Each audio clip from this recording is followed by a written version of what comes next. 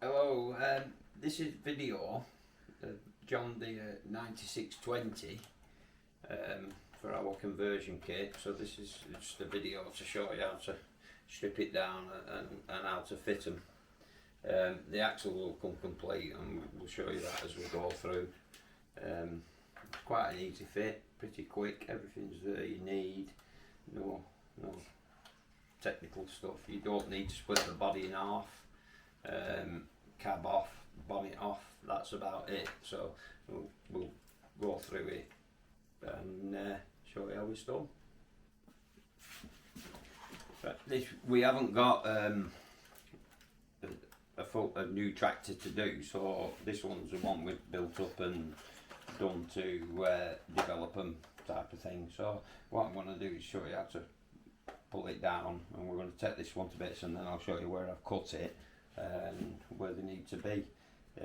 Should be fine. We was hoping to have a fresh tractor and do one from scratch, but for whatever reasons we haven't managed to just get hold of one. So first thing to do is remove bonnet. So when you do this has obviously been changed a bit, so yours will be slightly different. So first thing to do, you put your hands in back, pull it aside, pull it forward, and when it comes up it'll have an arm go into the remove that, cut it off, throw it away. You don't really need that again, and then just pull your bonnet off and stick it to one side. Now the cab, the next thing I do, actually never mind the cab, the next thing I do is pull the axles off. So these are the axles that come on it and they're sitting there. What you do when you look underneath the tractor, you'll see that and it rocks about. So basically what you need to do is get something, cut in there the tabs and just pull them out and put them to one side. You're not going to use anything off them after this, so you do that with front, you do that front. Once the axles are off, pull the tracks off obviously first, because you are going to use them to pull them. Just pull them away, pull them apart. If they do split like that, they do just click back together. It's not a major issue. Do the clips, roll it round, off they go.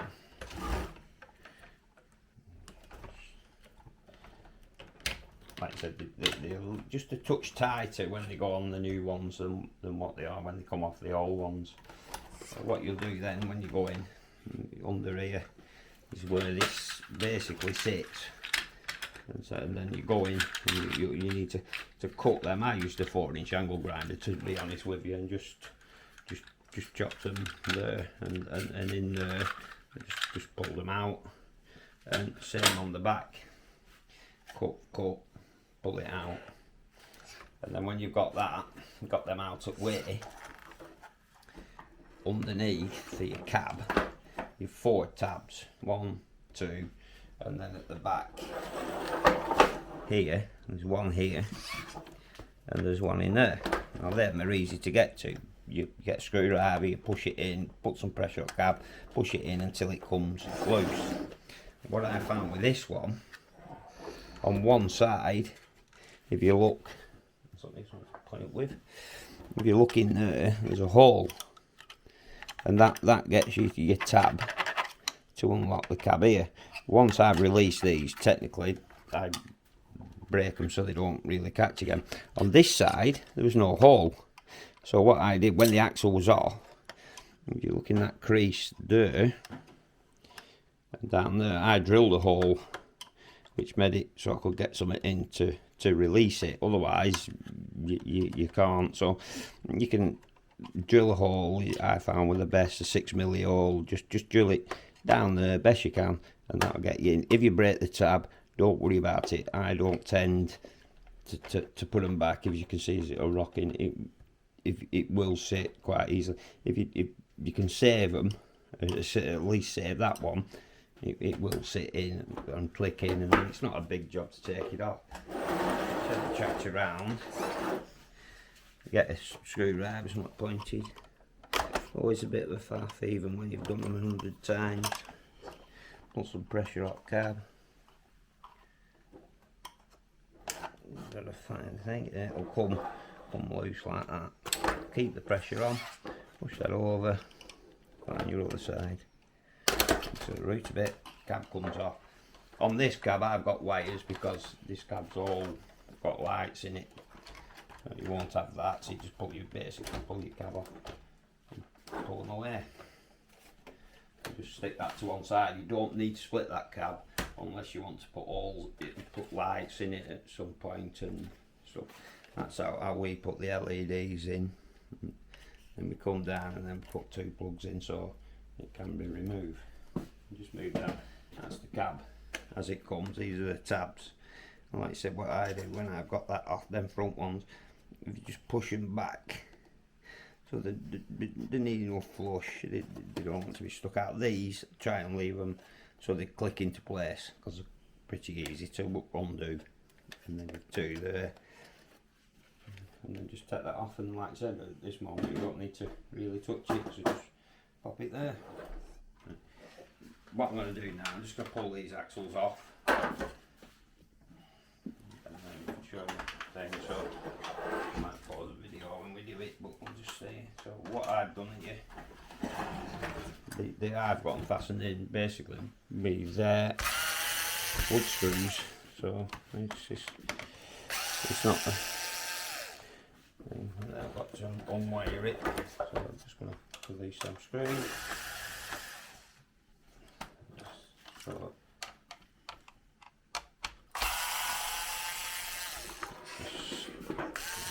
screws like that. Just remove them for a moment. We'll do front axle first, and then we'll do the back, and then obviously. In top of here, I've obviously already got the wiring in, but if you look where I've cut out there, and basically what it is, I've not cut right around the edge of the cab, and so I've just cut the square away from the tabs, well within the tabs. You don't need to go too far back. I find that's enough access for what I need. So cut that out at your edge. Obviously mine's already cut out because it's built up. When I wired this up, I used these quick fit connectors because I did realise that this might be a possibility, but whether I use it, I don't seem to have a problem. You could solder everything and heat shrink it, which is probably the ideal thing to do and makes it a bit tidier. But for maintenance wise, I find these absolutely brilliant things. They're rated for mains electric, so it's not a problem. We'll click everything.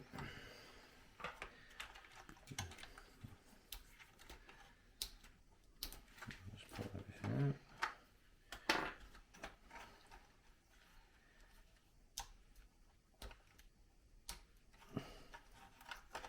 We're putting this back, so I'll just move my speed controller, which is I just use one of these speed controllers. I'm not sure what it's rated. It says 160 amp, but I think that's might be a bit of an exaggeration, but it's certainly enough. I've run this tractor quite a bit now, so it's certainly enough to power the 4 motors that are in. They don't draw a lot of amps. There's my servo, there's my wires. So we've got wires going to the back. Just going to turn this light switches out and put them to one side. Obviously you have your own electrics. And that's it. So I'll put the wire out and I'll just pull my axle off if I can. So I've got a screw in there.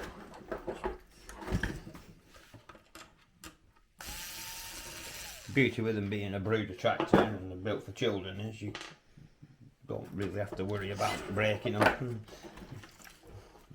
Tough. And then obviously this will just now pull out.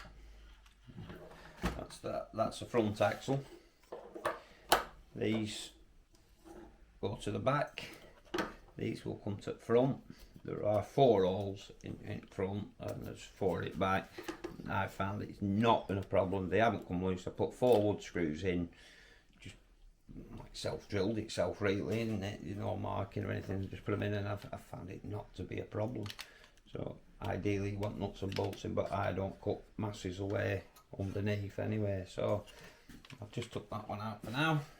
The back one might be a bit different, so first of all what I need to do on back, flat screwdriver,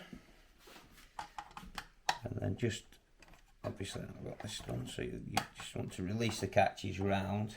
There are plenty of videos on YouTube about where rope tabs are and stuff like that, which RC Modders is a good one to watch for splitting any Bruder down. I think he's done just about them all now. This has obviously come off as this, but that's really, when you're finished, that's how that wants to be left. It doesn't want this cutting off, or I just left that on. So just put that to one side. In back of here you have a lot of room I haven't even used yet, so you know, there's options for upgrades and accessories, servos for linkages. I've left this part, which actually when you cut to put the back axle in, it will be just there'll be a little flimsy bit of plastic there. And don't worry about that, because I've cut that off. So when you've cut it out for your axle and you get this little flimsy piece here, I've just cut it off, and I'll show you that when I take this axle off, what I've done to make sure it goes back, because it's a nice handy space to put a servo in for a 3-point linkage, which we'll get round to doing in the future. I fed the wire through here at side of the steering arm here. I haven't broke the tractor in half, I haven't split all the body into a million pieces, really no need to. So I'm just going to do that. So we're just going to pause for a minute. I'm just going to undo screws, because I've actually got nuts and bolts in this one, so I'm just going to undo them, and then we'll show you where we're at. So we'll be back in a minute.